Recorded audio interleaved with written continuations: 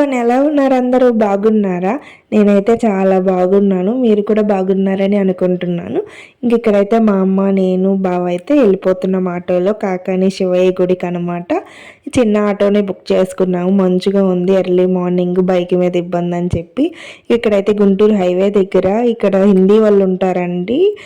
వినాయకుడి విగ్రహాలను, కృష్ణుడి విగ్రహాలు తయారు చేస్తారు, చాలా బాగుంటాయి.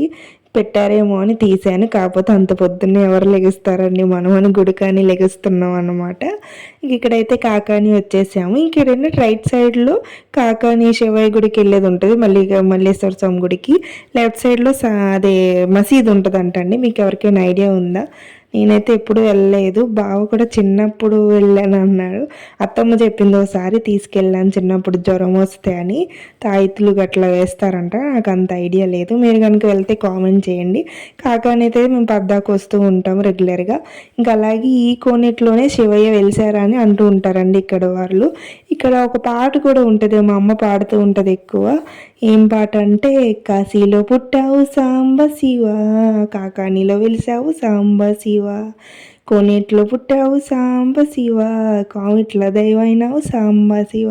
అది బుక్లో ఉండేది, కార్తీక మాసంలో పాడేది. మొత్తం రాదండి. మీకు ఐడియా ఉందా ఈ పాట ఏమైనా ఉంటే కామెంట్ చేయండి. కన్ఫామ్గా బాగా పాడేది మా అమ్మ అయితే వరకు చిన్నప్పుడు పాట.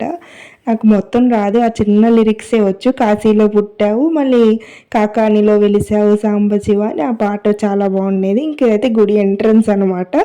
ఇలా కోనేరు పక్కన నుంచి పార్కింగ్ ఉంటుంది. ఇక్కడైతే ఆటో దిగేసేసి లోపలికి నడుచుకుంటూ వెళ్ళిపోవచ్చు. బైక్స్ అయితే పార్కింగ్ చేసేసుకోవచ్చు.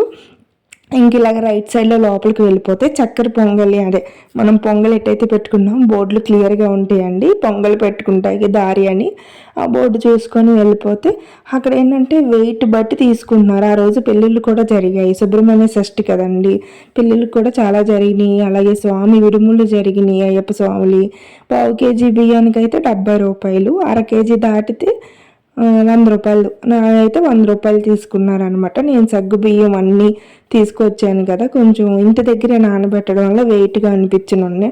ఇంకా పాల బయట కూడా తీసుకొని ముందైతే ఆ గిన్నెకి ఇంటి దగ్గరే పసుపు రాసేసుకొని బొట్లు పెట్టేసుకొని వచ్చేసాను. ఇంకైతే పని తేలిక అవుతుంది అని చెప్పి ఇంకా అలాగే బియ్యం, పెసరపప్పు, సగ్గు బియ్యం కూడా కడిగేసి నానబెట్టేమంది మా అమ్మ. ఇంకా అట్లాగే నానబెట్టేసాను. బయలుదేరేటప్పుడు ఒక బాక్స్లో పెట్టేసుకున్నాం అనమాట.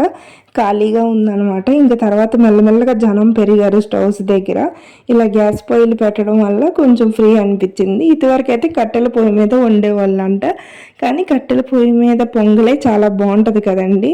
మీరు ఎప్పుడైనా తిన్నారా? మేమైతే ఎప్పుడు గుళ్ళకి వెళ్ళినప్పుడు వండుకుంటాం. ఇంక ఇప్పుడు అన్ని గ్యాస్ స్టవ్లు అయిపోయినాయి. అందరూ పుల్లలు తెచ్చి మంట వేయడం కష్టం అవుతుందని చెప్పి ఇంకా ఇలా ఫెసిలిటీస్ పెట్టేశారు. ఇక్కడైతే పరమాన్నం వండుతున్నాను అనమాట. ఫస్ట్ 3 గుప్పిలు వేస్తాం కదా, నేను వేసాను, తర్వాత బావ వేశారు, తర్వాత మా అమ్మ కూడా వేసింది. పాలు పొంగినాయి కదా, చూసారు కదా, చక్కగా బాగా పొంగినాయి అనమాట. ఇక్కడ మా అమ్మ కూడా వేస్తున్నారు అనమాట. ఇంకా నెక్స్ట్ అయితే అది మెల్లగా సిమ్లో ఉడుకుతుంది. ఇలా మొత్తం చూసుకుంటున్నాం ఎక్కడ పెళ్ళిళ్ళు జరుగుతున్నాయి ఏంటని, మండపాలు అవన్నీ.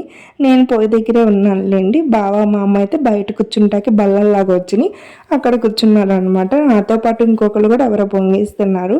తర్వాత మెల్లమెల్లగా పెరిగారండి జనం. షష్ఠి కదా, సుబ్రహ్మణ్య షష్ఠి అవడం వల్ల ఇక్కడైతే మొత్తం వేసేసి పాలు పొంగల్కైతే సిమ్లో పెట్టి అయితే మగ్గనిస్తున్నాను అనమాట. సిమ్లో ఉంటే అడుగంటది అనమాట. ఇంక ఇంటి దగ్గర బెల్లం మొత్తం తురిమేసుకొని పక్కన పెట్టుకున్నాను. ఇంకా చెమటలు పట్టేసి పొయ్యి దగ్గర కదా మనకి, ఇంకా అదే తుడుచుకుంటున్నాను అనమాట. బాగా వేడిగా కూడా ఉంది. ఇంకా రెడీ అయిపోయింది. బెల్లం కూడా వేసేసాను, యాలక్కాయ కూడా చితక్కొట్టి వేసేసాను అనమాట.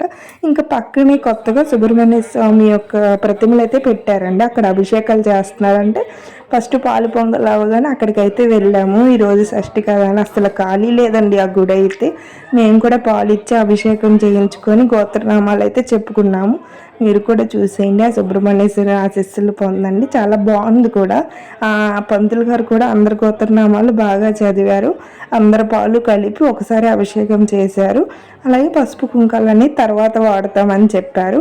ఇంకా అక్కడ అభిషేకం అయిపోగానే ఇంకా అది ఉంటుంది కదండి, పరమన్నం వండిన గిన్నెని నెత్తిన పెట్టుకొని అయితే శివుడి గుడి చుట్టూ 3 సార్లు అయితే తిరగాలి. తిరిగిన తర్వాత సుబ్రహ్మణ్యేశ్వర స్వామి పుట్టు ఉంటుంది. ఆ పుట్ట దగ్గర కూడా కొంచెం చూపించుకొని తర్వాత లోపలికైతే వెళ్ళాలన్నమాట. శివుడు లోపలికి వెళ్తాక లైన్ ఉంటుంది. ఆ రోజు మేము లైన్లో వెళ్ళిపోయాము. 3 చుట్లు తిరిగిన తర్వాత శివయ్యకి చూపించుకొని వచ్చిన తర్వాత నంది ఉంటుందండి. ఇక్కడ అసలు లోపల ఫోన్ అలో చేయని ఎవరు బాగా ధైర్యం చేసి తీసారనమాట. ఇక్కడ ఈ శివయ్య దగ్గర నంది ఉంటుంది కదరా, ఆ నంది దగ్గర అయితే మేము ప్రసాదం పెట్టేసి ఇంకా పాలు పోయడానికి ఇటు పుట్ట దగ్గరికి వస్తున్నాము. అక్కడ కూడా దీపారాధన చేసి పాలు అయితే పోసాము పుట్టలో కాలుగులో. అక్కడైతే అస్సలు ఖాళీ లేదండి, షష్ఠి అవడం వల్ల అక్కడైతే వీడియో తీయలేకపోయాము. ఇంకైతే ఆ వండిన ప్రసాదాన్ని పరమాన్నాన్ని అందరికీ పనిచేసామన్నమాట లైన్గా. ఇంకా ఇప్పుడిప్పుడే జనం మెల్లమెల్లగా పెరుగుతున్నారు. పుట్ట దగ్గర అయితే బాగా జనం ఉన్నారు చెట్టు దగ్గర. ఇదైతే ప్రసాదం కౌంటర్ అనమాట.